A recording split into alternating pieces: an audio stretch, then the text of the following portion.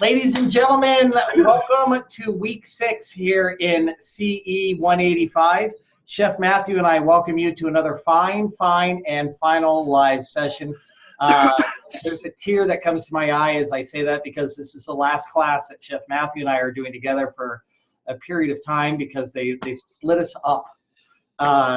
They've moved us into different classes, and so I've really enjoyed working with Chef Matthew over the past X amount of time, and I really wish it could continue because he is a fine gentleman, true professional, and I think he provides a lot of great information to the students. You're like the odd couple. Exactly. Oscar and Felix, right? Yeah. Well, who's not? Yeah. He would be Felix.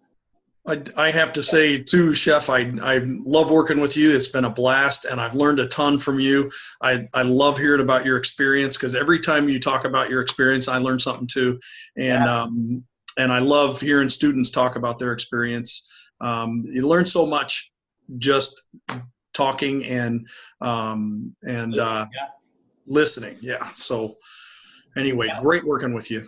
Yeah, we'll still be in touch. And you know, by all means, Chef Matthew and I are extremely proud of this class and the progress that you've made over the last 6 weeks. And it's been a real pleasure for us to have the opportunity to work with you.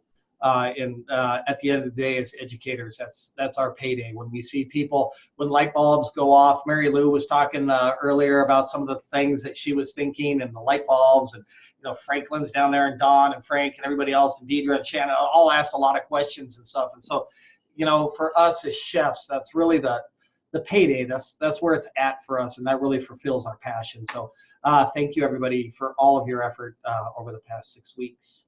And we're probably going to mention this a couple of times throughout the class this evening.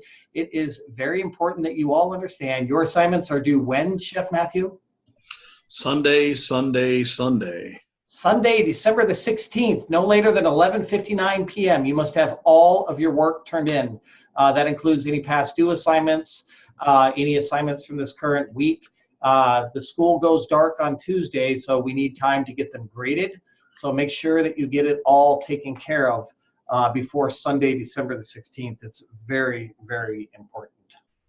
So moving on, we got a busy class tonight. We're going to cover some really cool stuff. We are going into menu design tonight, which is a critical psychological game that we play in the restaurant industry, and I want everyone to have a good grip on it. Week 5, what did everybody think? Thumbs up, thumbs up, thumbs up. Everybody learned some stuff? Picked up on some information. Discussion board I thought was really good. I would recommend in the future that you guys explain yourselves just a little bit better. Some of that, I don't think anybody on here currently had any of this, but some of the explanations were rather brief. Ketchup is better to buy. Yeah, fill me in. Yeah.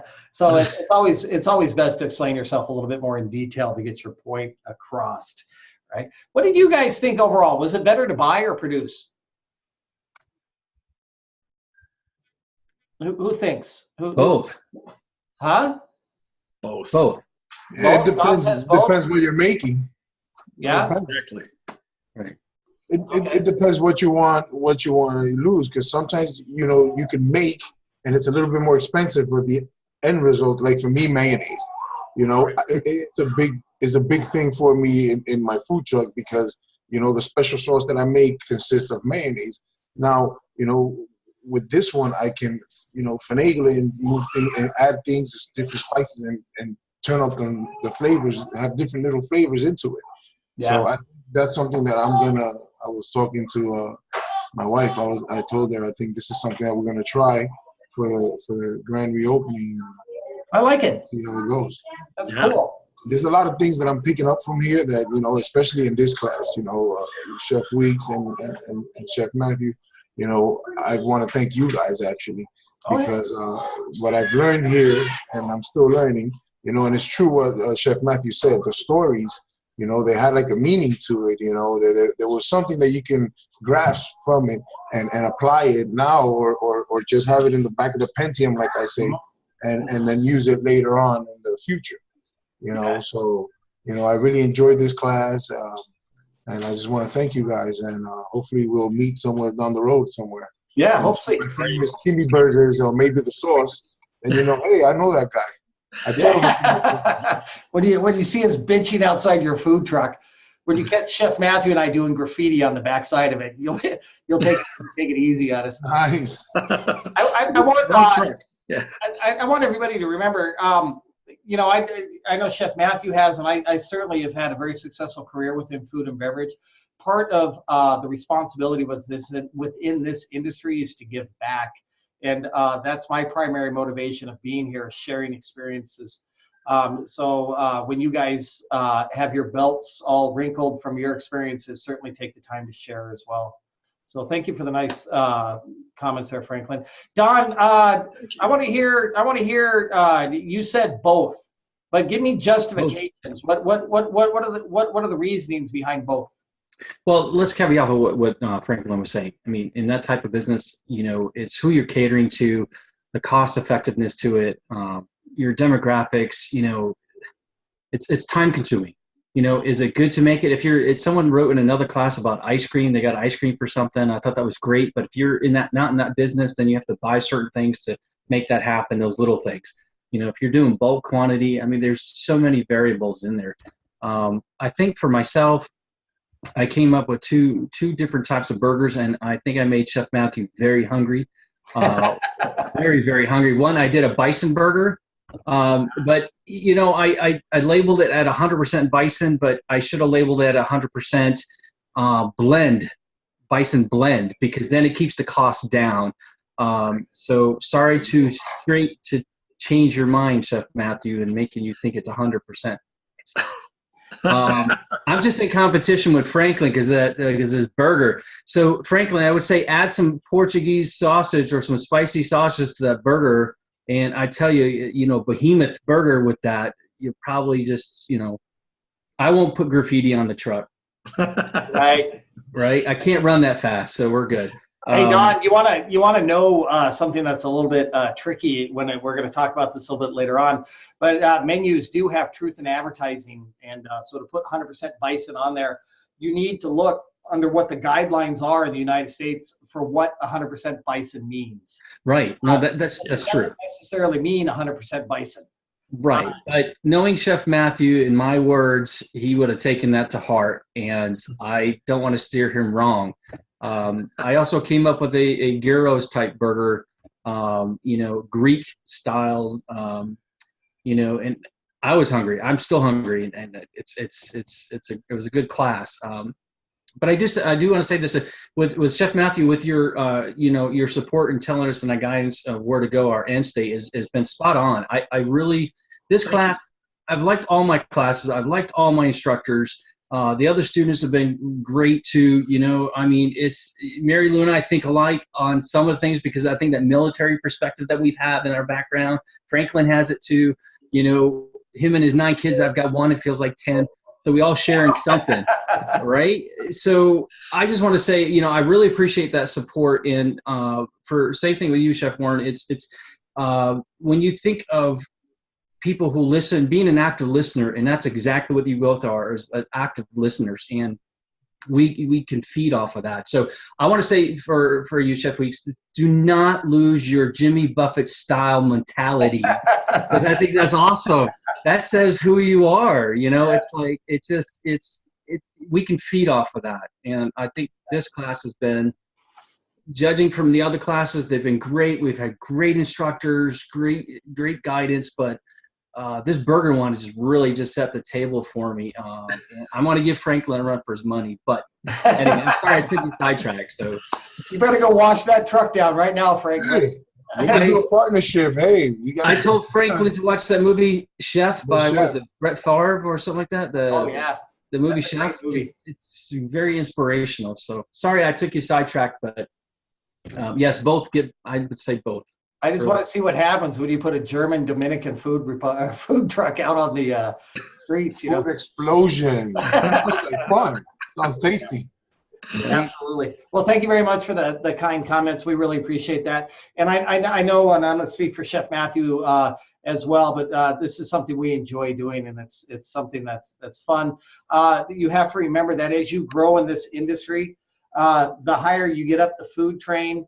Franklin was talking about this a minute ago, but you really get into teaching and showing others. So it's a real skill that you have to really hone in on. You know, you may start with the small German deli. Franklin, you're already doing it with the guy on the flat top or the other line cook there. The more you train, the more you communicate, the higher and faster you're going to grow in this industry. Because communication is a critical skill that we look for out there. So, well, I think Frank Peoples had the best answer last week. Was the more I learn, the more I find out I don't know. Yeah. Right on the money there, Frank. That should be on a T-shirt, you know. Franklin, are you drawing blood? Is that what you're doing? No. No.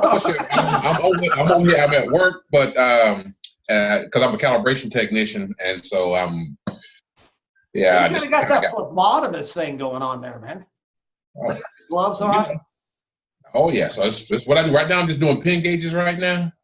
And when you did that, I started rolling up my shirt sleeve. It's just, you know, kind of hard work doing what I do. Yeah, I love it. I love it. And that's dedication if you're sitting there at work and you're also taking care of this at the same time. So I appreciate that. Ladies and gents. I appreciate you gentlemen as well. Thank you very much. Yeah, thank you. Thank you. I think we mentioned this a couple of times, or we haven't yet. When are the assignments due, Chef Matthew? I don't know. Have we brought that up yet? I think it's Sunday or something. Like Sunday the 16th, maybe? I'm thinking so. By 11:59 p.m. Kind of sounds like I've heard that before. Yeah. I think so too.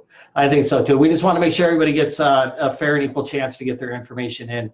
It's really important. Let's take a look at this week's class page coming up here. Want to make sure that everybody's on the same page. I know Don reached out earlier about the Jenny menu. You should not be able to see the Jenny Bakery menu. You're only going to be responsible for the Retrozzoni menu that's down here at the bottom, but we'll get to that in just a sec. Hopefully, hey, does anybody know where Santa Claus, the modern day Santa Claus, was invented? No? You guys are killing me, right? Wait, this is critical, man. Did nobody knows? No? Okay, the modern day Santa Claus. It's Santa Claus, Indiana. No. There is a Santa Claus, Indiana. It has to be Santa Claus, Indiana. Well, Chef Matthew don't know. I feel much better. Yeah, Matthew knows because we talked about this the other night. But the modern day Santa Claus was invented right here in Tucson, Arizona, at the Westward Look. He is the result of a marketing advertising convention that was held here back in the 1930s by Coca-Cola Corporation. And they developed the modern day Santa Claus as a marketing campaign to help sell more soda. And that's where the big white beard comes from, the big belly. If you remember before, you probably don't, but any type of literature that displays Santa Claus is always this anorexic Nick guy. But now, following that 1930 thing, they did develop the original Santa Claus here in Tucson, Arizona. And that and this video at the top of our class page are the only two good things ever come out of it. Is it raining? So make sure, I can't tell you to continue to watch these, but you know, if you didn't, you know, me and Santa Claus, man, we both were invented right here. Research materials, updating your menu and menu analysis. Make sure you really focus on the menu analysis part for this week. That is what's going to get you through your week 6 assignment, which we're going to touch on briefly. And make sure you really focus on this information right here. You will only be working with this bottom one right here. Week 6 assignment guide. The other one says does not contain culinary, so you're just focused on this. Thank you very much for attending the live session this evening. If you're not, and you're not here, you wouldn't know, but make sure you do watch the live session archive. And then down here, your assignment this week is you're going to be doing some analytical work with a menu based on spreadsheets. So there are 2 sheets that you're going to be working with this week. One is Retrozoni menu, and the other one is last week's data from Retrozoni. The Retrozoni menu has numerous errors on it. Intentionally, make sure you point those out, right? Avocado does not have 3 A's in it, just to give you a little hint, right? And then down here, your weekly assignment, which we will go to here in just a moment. But before we do that, we're going to go extremely quick over the next few minutes. I really want to make sure, I really wish in this class we could have focused more on this, but it's laid out a little bit differently. Does anybody, Don, what's your question? Well, I think avocado, if you're in Canada, avocado A, so there might be 3 A's in there. I'm just saying. Oh, good Yeah, point. 4 A's I meant to say. 4, you know, Yeah. no comment. In Tucson, we spell it aguacate. Maybe a recovering alcohol. Yeah. Avocado with 3 A's. Yeah, there you go. A recovering avocado. Addict. Yeah, I like it. Oh man, that's good. But going on to the vital important part of this whole thing is menus are such a critical tool for us in the restaurant industry. The menu sets the precedence for your dining experience. If you serve your customer a wrinkled, poorly laid out menu, what are they going to think? If I hand you a menu that has grease stains on it, what do you think the kitchen looks like? Right? If I send you a menu that is not psychologically prepared correctly, you're going to think there's issues. There's very little honesty that goes into a menu, and you're going to learn about that here in just a few minutes. It's a lot like a car dealership, but there's a reason for that, as we will discuss. The average person, do you guys have any idea how long somebody looks at a menu for?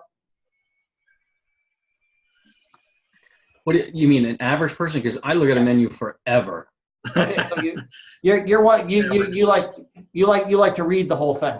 Analytical, looking at it and looking around. Yes, it's decisions. There's too many. Sometimes there's not enough. The products aren't that good. There's nothing worthwhile, but the family wants to eat there, so you got to find something.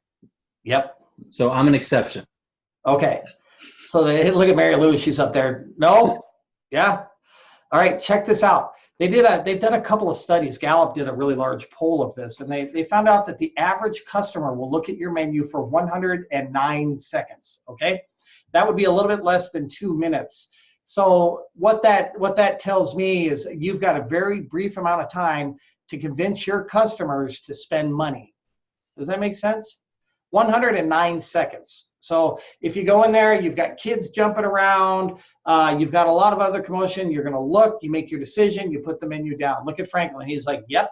You know, most people don't study the menu for extensive periods of time, which is very critical. So we work with what we call eye scanning patterns when it comes to developing menus. First of all, your menu should be at least 40% white space. Does that make sense to everybody? Do not kill your menu with a tremendous amount of verbiage, pictures, and all that other kind of stuff. It confuses the eye, and you're not able to direct your eye where to go. Eye scanning, all the studies show that traditionally your eye, the first place it hits on a page is the upper right-hand corner. Okay? So you've got 109 seconds to work with a customer on that menu. So where are you going to put the item you really want to sell? Right. Because the first thing they see is traditionally what they are going to buy. Okay.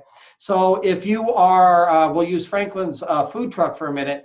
If he's selling some dogs, chicken breast, and that kind of stuff, that might want to be placed down at near the bottom of the menu, or the middle of the menu rather. And then your real key items that are really profitable, like your burgers and that kind of stuff, are going to go up in the upper right-hand corner.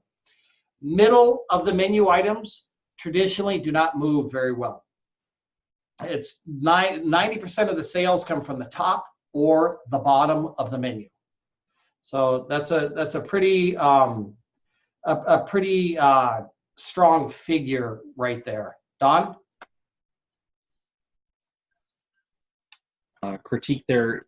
I was in competition with another price, So my intent was to be competitive with another item that sells almost exactly the same. The reason why I thinking is that they can't decide which one they want. They want this one. So I'm forcing them to come back because there's another strong item on there and they want that item, but they can't decide. So that was just another strategic move of Intel of talking about white space and putting those strong things there that could be close enough in price.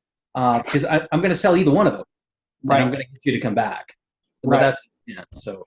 But that prime real estate on that menu, right, is where you're going to dedicate the item that you want to sell. Right. Okay. So and those are what we refer to as being our very profitable items. The high volume, low food cost item is going to be paired with that other item, and the prime real estate will go to the high end item. Does that make sense? Yes. Let's take a look here at, I want to show you guys this slide over here, and it's super cool. If you want to take a note of this right down here, 16% of your menu items equate to 80% of your sales, right?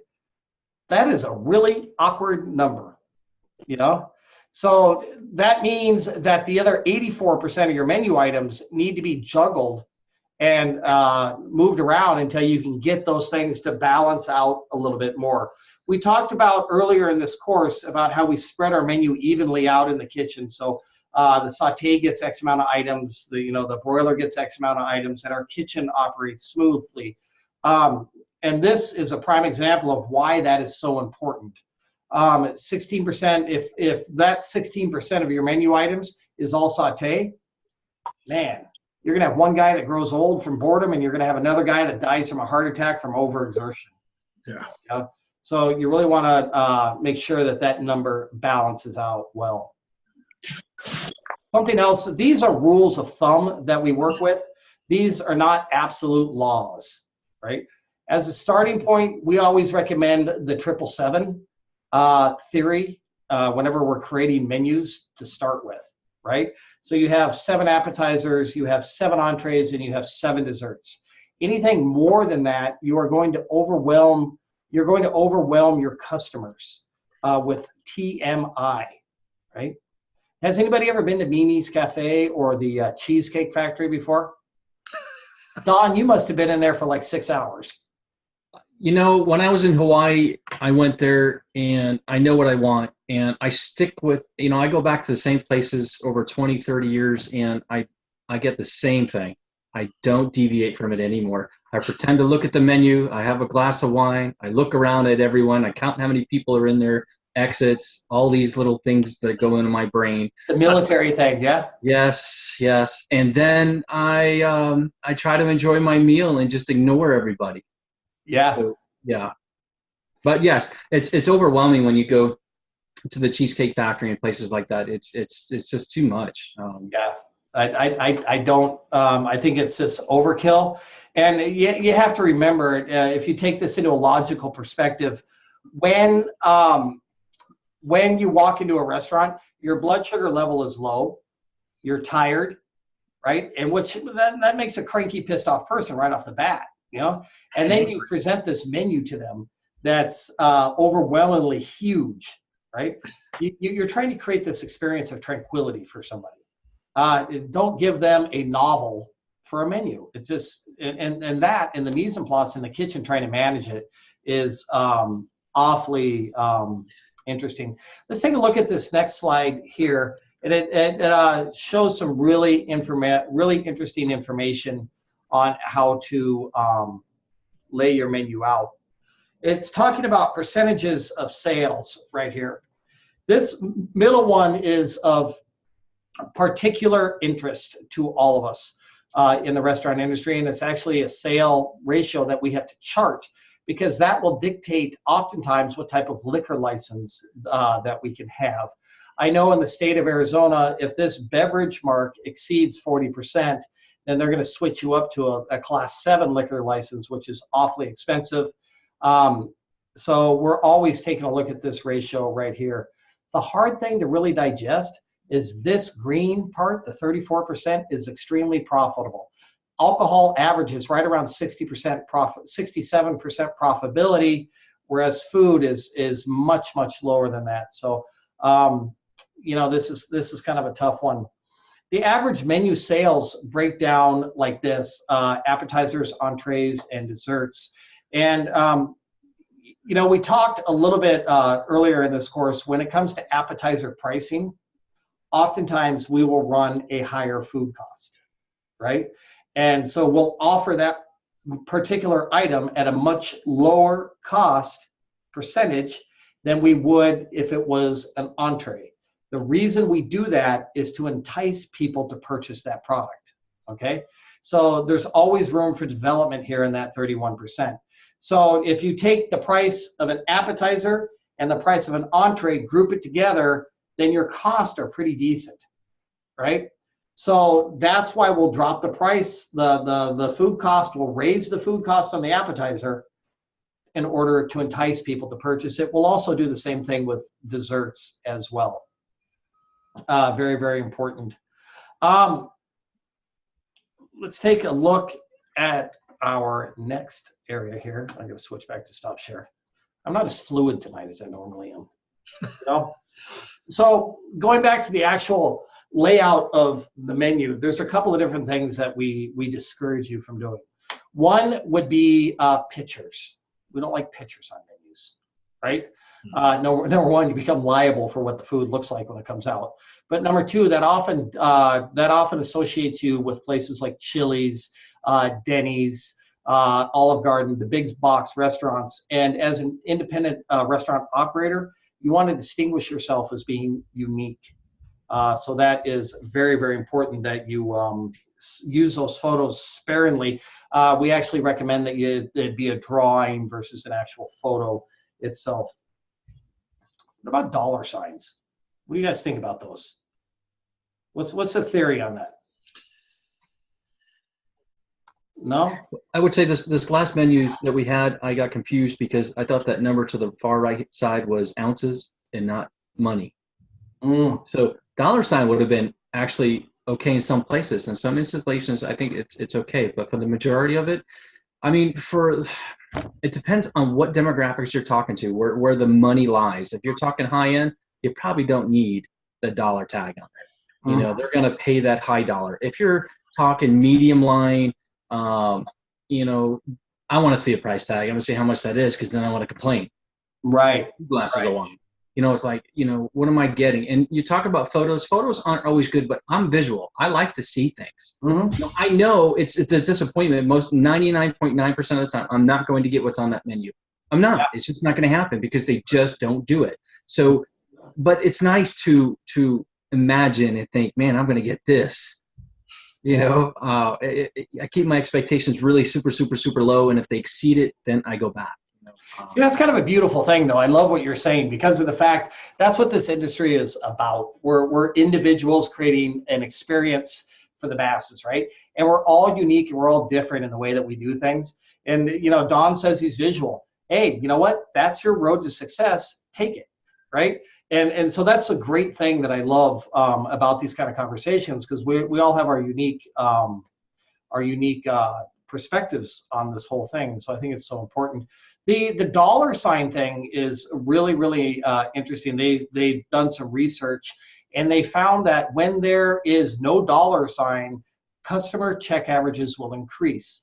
People are not as concerned about spending money when they do not see a dollar sign. And so that's the reason we don't put the dollar sign on the menus, because we kind of want to open that floodgate, so to speak.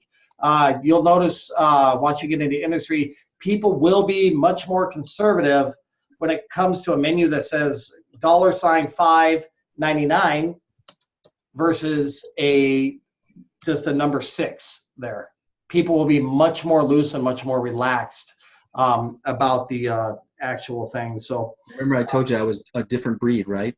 So I like to see what I'm getting. I like to know what I'm spending. But yeah. That's the whole thing that I love, man. Because you know, if every restaurant was the same, and if there was one key to success and one way to do it to make money, man, wouldn't that be awesome, right?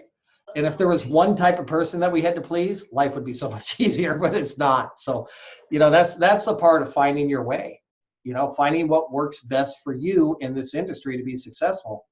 With going back, you were talking about that deli concept, which I love because I think delis are so cool, and especially the German aspect to it. If I walked into a German deli and I saw, grilled bratwurst with fresh homemade sauerkraut on it, I'd be like, yes, give me that, right? Because I visually appreciate it as well. So I think, you talk about grilled bratwurst. I had gotten a title of being a grillmeister for 25 years from Germany, and so I just learned with Johnsonville brats, they're okay when you grill them. They kill you. If you spent 10 years in Germany and you ate a real brat and you came back to the U.S., it's not going to work. So I've been smoking them, and it changes the flavor when you smoke them, and Really? it by far. I mean, you get a pink ring around the outside of it, so it's not raw. It's the smoke, and I tell you what, it changes the flavor 100 degrees around. It's just phenomenal. So if you ever do get smoker and you want a brat, and you're going to get Johnsonville brats from the store, smoke them. Don't grill them. Smoke them. Oh, that's interesting.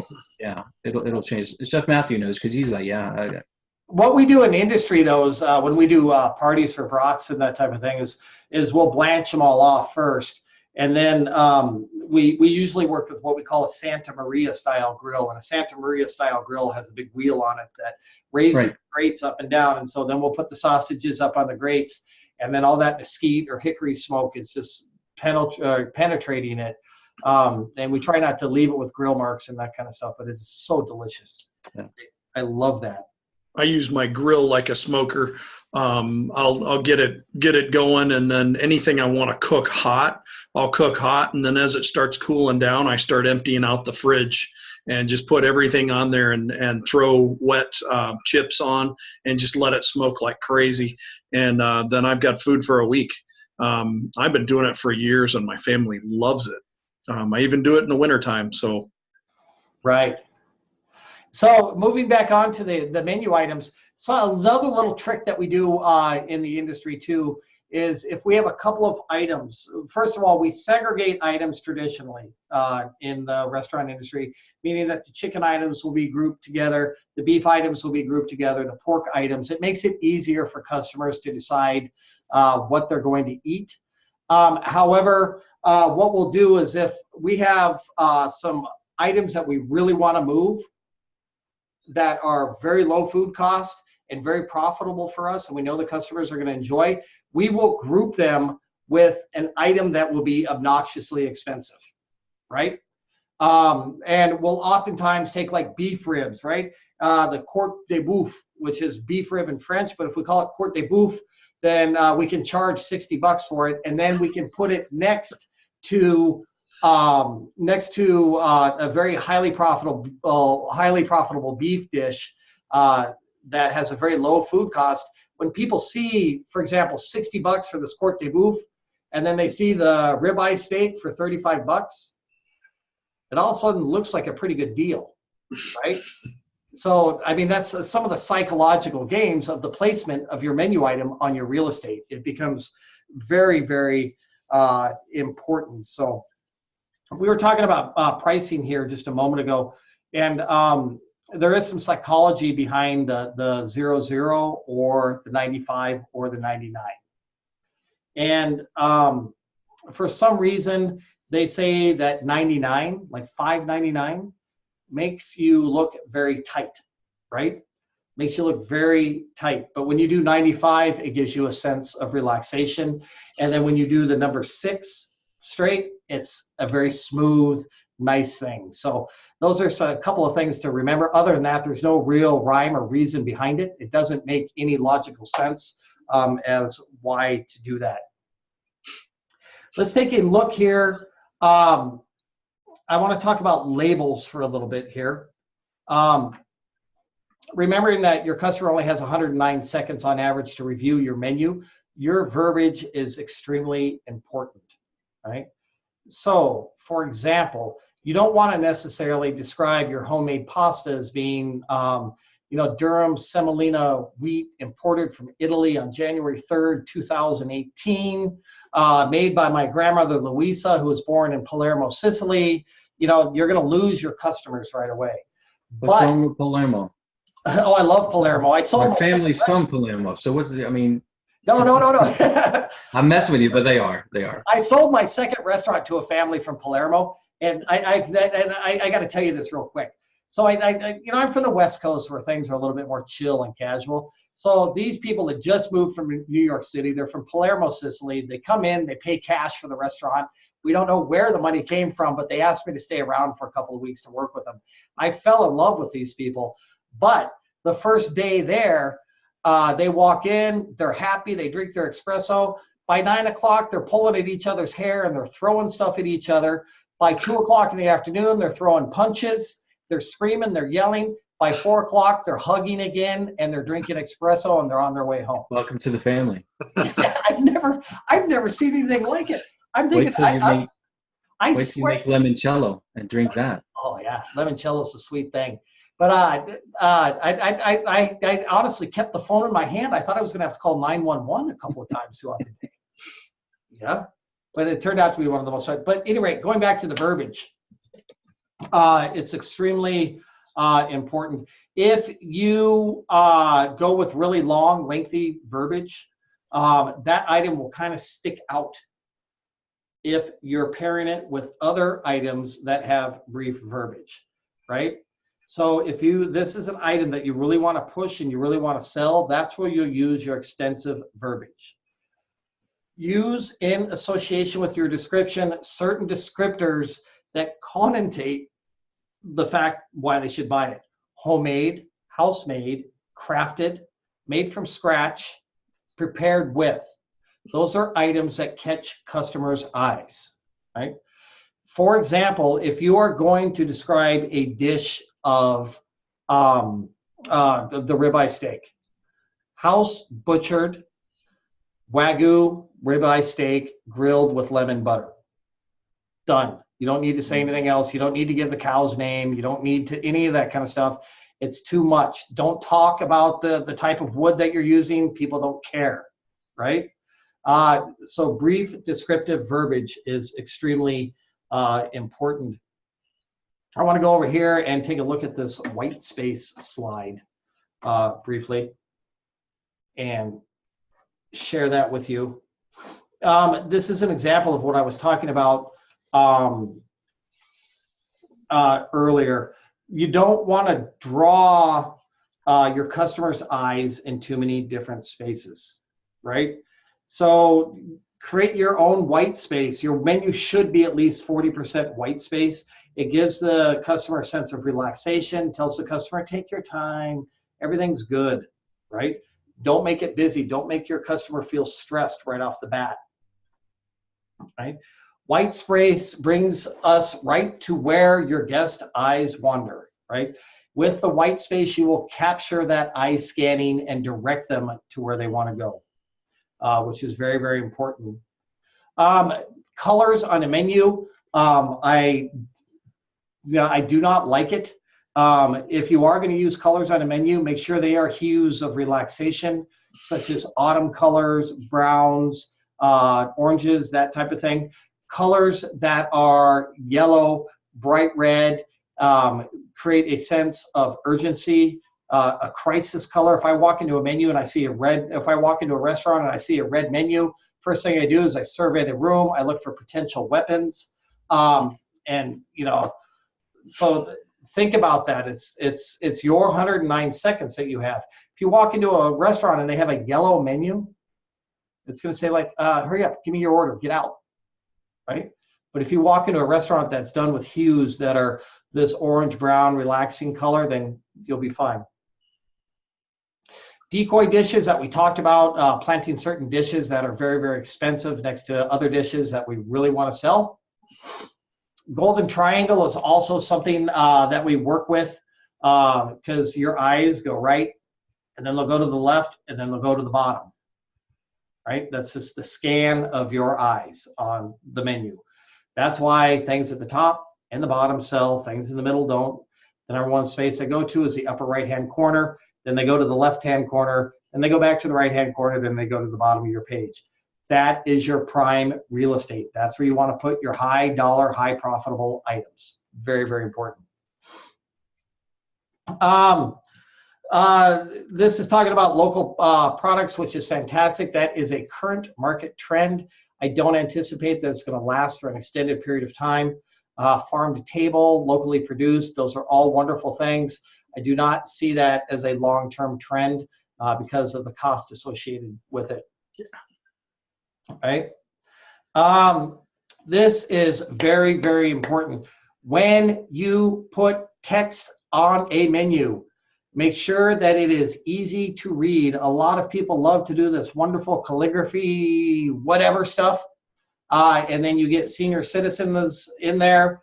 They can't read it. They can't decipher it. It looks great, but make your menu simple, clear font. Only work with one type of font on your menu. Too many different types of font become confusing. As much as you want to show your creativity, don't do it with font. It does not make sense, right?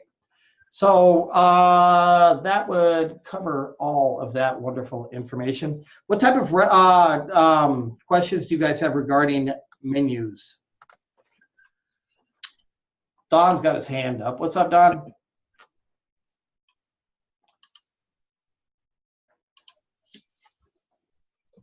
Uh-oh. Is Braille. There you go. There you go. Oh. What's that? I was going to say Braille.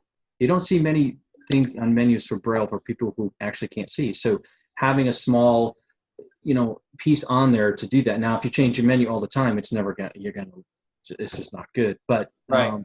You're going to have to cater to a lot more than just the people actually who can see. And there are some people there who don't have, they're colorblind.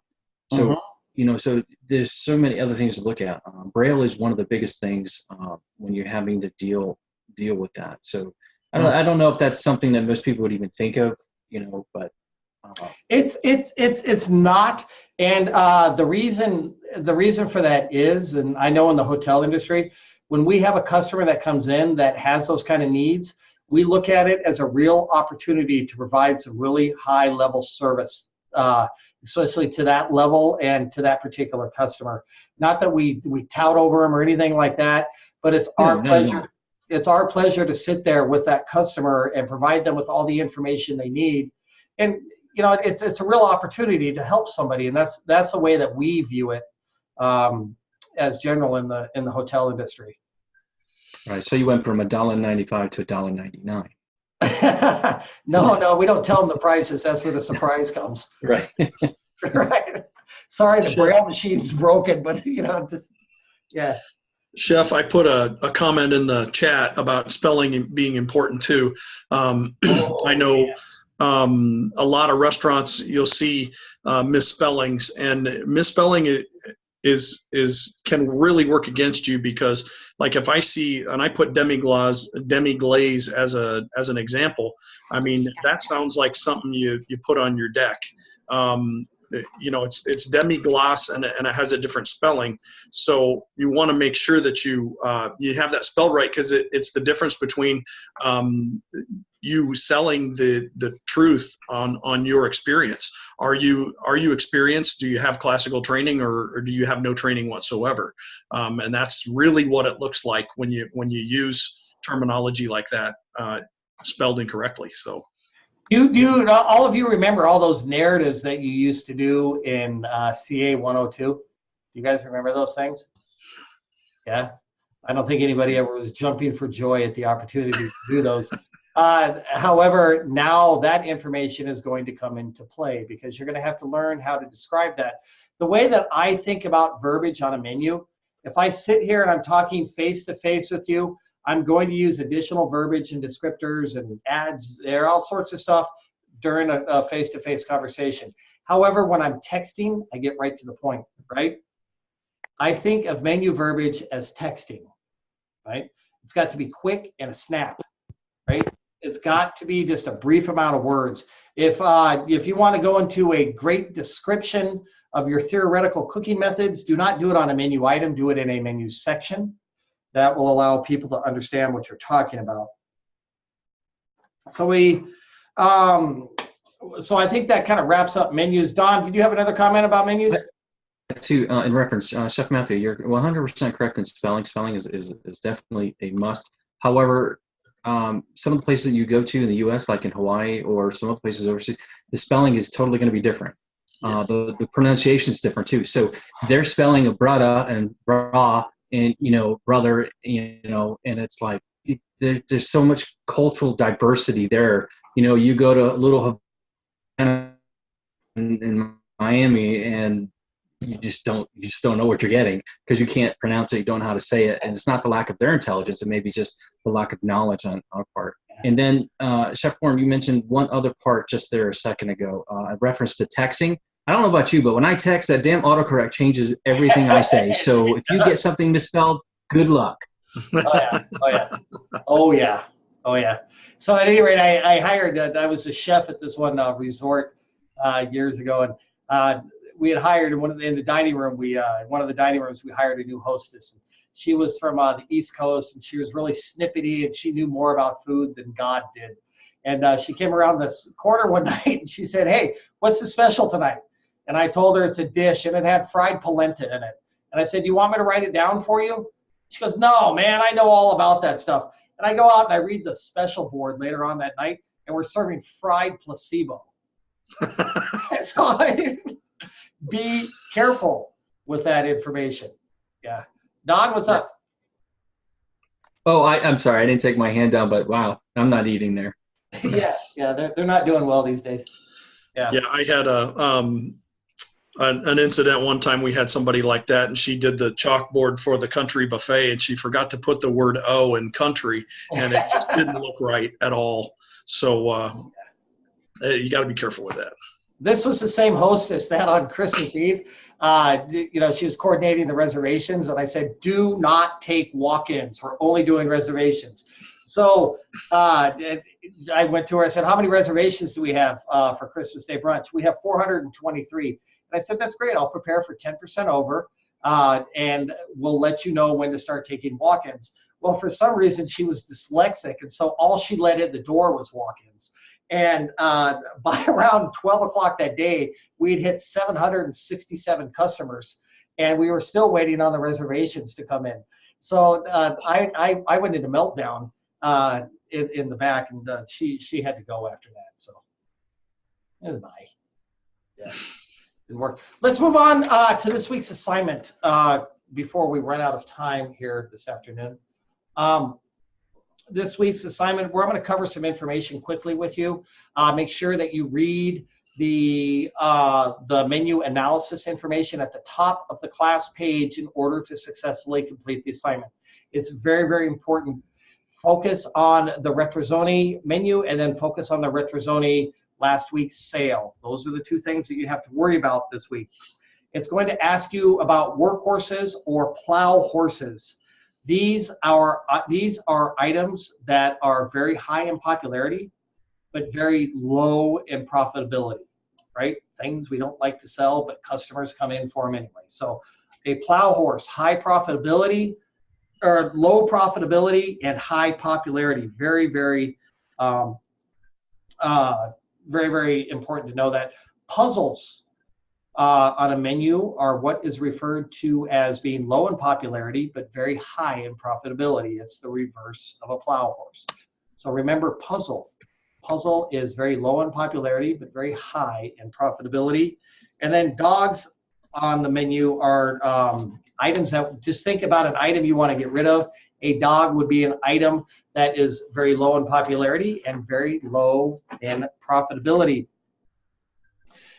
As you do this in industry, what we do on a regular basis, a weekly, a monthly, or quarterly basis, is we go to our POS system, our point of sale system, and we print out our sales, right? What I do is I track my lowest moving items, okay? And I start running weekly specials. When a weekly special sticks, then I will remove my lowest selling item and I'll replace it with my highest selling weekly special. So that's always working. We talked about earlier in the class that 16% of menu items equate to 80% of menu sales. You have to constantly work the lower area of your menu percentages, right? This will lead you to profitability. If you have a high food cost, take a look at your menu percentage sales.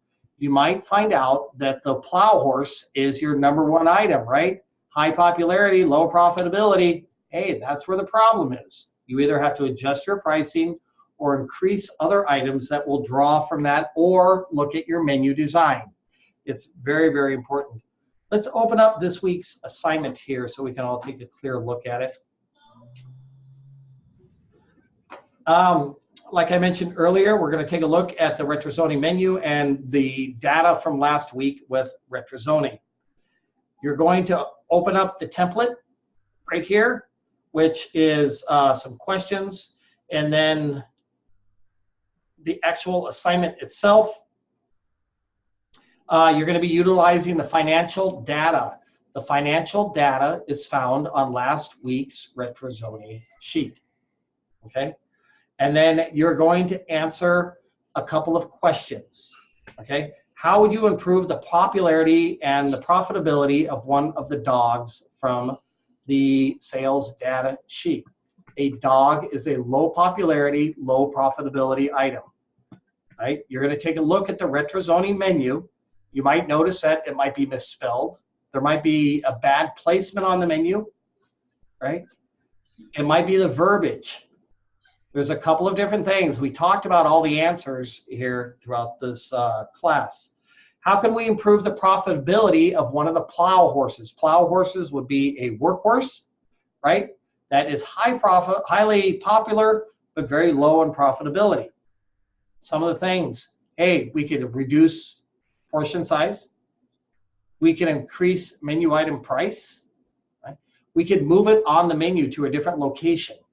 Those are some of the probable answers. Item 3, how could we improve the popularity of the puzzles from the sales data sheet, right?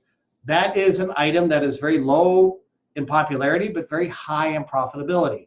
Hey, maybe that's the item you want to move to your upper right-hand corner of your menu. We talked about the eye scan. Maybe that's the solution. Hey, maybe that's the item I need to add additional verbiage to get it to really pop out. Maybe that item needs to be surrounded by white space. You know, these are all probable answers. And then is the food cost to the restaurant overall acceptable? You're going to find that information on the last week sales from retrozoning, and you will find the answers from everything that we talked about tonight. So that would be that. And when does that due, Chef Matthew? That's due Sunday the 16th by 11:59 p.m. Sunday. So December 16th, right? Yes. Yes. Okay. At what time? 11:59 p.m. Does that include makeup assignments? That includes makeup assignments. That includes everything. What happens if they give it to you on Monday? They can't give it to me on Monday. That's gonna hurt. Yeah, that's true. Okay, because we're golfing Monday, right? Yeah. Yeah. Okay. 8 o'clock tea time. 8 p.m. tea time, because it takes all day to fly out to Arizona from here. Oh yeah, that's right. Yeah, that's a lot. That's a long flight. Yep. Yeah. What other kind of questions do we have from all the information that we quickly covered this evening? Does anybody have any other questions? Let me say one thing real quick about any item that is low profitability. Really think about, especially a plow horse that's low profitability, high popularity, be very careful about changing the portion size. If it's popular, everybody who buys it knows how big that burger or that steak or how many shrimp there are in that portion. So if you start taking away stuff, they might get upset and it may take a complete nosedive. So be very careful about reducing portion size. There are other ways to improve profitability. So here's another suggestion as well. So say you're doing a seared salmon over a bed of arugula. and you're finding that it's not selling very well, and it's got a very low profitability, so it's a puzzle. So maybe you could consider taking that item. Hey, let's add a touch of balsamic glaze to the plate, and maybe a couple ounces of risotto, right? So you put another 50 cents in the plate. Now what? Right? Mm-hmm. So you have to get creative with your solutions. There's not a black and white answer to the questions, but Chef Matthew will be looking for applicable, reasonable solutions, right? So if you have a puzzle, the correct answer is not to put it in the garbage, right? Chef Matthew is not going to do that, right? But the correct answer may be menu location, right? A white space, boxing it, change the verbiage. Dollar sign, no dollar sign. So those are a couple of suggestions. Yeah, and if a puzzle is high profitability, it's possible that it's not worth the money that it says on the menu. So maybe you need to add something to it to make it more interesting. If it's a seared salmon with arugula, maybe you need to put 2 flash fried prawns on top of it and make it really exciting. And you may not have to change the menu cost if it's already high profitable. And profitable refers to that dish. Is your food cost in line with that dish? So are you making money on that dish? So, yep. I want to open up the sheet real quick for the last week's data from Retrozoni. So you all get a fair idea of what you're looking at here for this week's assignment. These are sheets that are similar in nature to what we use in the restaurant industry. We don't use terms like high, low for our profitability. We work with specific percentages, and we talked about that earlier. The reason for that is if the middle is 50%, then high would be 51%, low would be 49%, and the only difference might be 2 actual items. So make sure that when you are in industry, you are working with specific percentages here, but they just did this to make it a little bit easier for you. We talked about the definitions to these items. The definitions to these items can be found at the top of the class page. That can help you out. And then it's also going to talk to you about when you watch the video that's at the top of the class page, it'll talk to you about what contribution to margin is, right? So that's basically the difference between what it costs to make a dish and what you sell it for. So if it costs $3 to make and you sell it for $10, the contribution to the margin is $7. So you will learn about that at the, by watching the video at the top of the class page. And then these are menu items sold. And then this is the mix. When we refer to a menu mix, we are talking about where does that menu item fall in a ranking of sales. Okay, so this menu looks pretty fairly spread out pretty evenly. Obviously, the minestrone soup is at 9% of the sales. And then you come down here to the world's best peanut butter and jelly sandwich at 1.93% of the sales. So, hey, is it the right item for that restaurant? You know? So that's what you need to do. Hot food cost. And the food cost on that is not the best either. So this is a red flag, and I'm not supposed to give you any answers, but I would take a close look at that item, right? So world's best peanut butter and jelly, they sold 1.2% of the menu mix, right? Food costs at $5.47, or $5.47. That's outrageous, right? So if you follow down the cumulative number for the food cost, right? I think the percentage is coming in at 40.42%. That's too high. We talked about what food cost averages should be, right? Right around 30, 32%. So, hey, that's too high. I'd take a look at that peanut butter and jelly item. Might be able to help you out, you know? But then again, they are selling this world's best peanut butter and jelly sandwich for $24. Something better be damn good. Yep. So you guys are going to have to do a little bit of forensic accounting to figure this out, and you should be able to identify the information fairly simply. This is something you will be actively involved in industry once you get into management, and it can lead you to the difference between success and failure. Any other questions? Thoughts, concerns? Chef Matthew and I wish all of you a happy holidays. Don't forget, we are here to help you. Regardless of the question, we are here for you. And congratulations, everybody, on making it through week 6.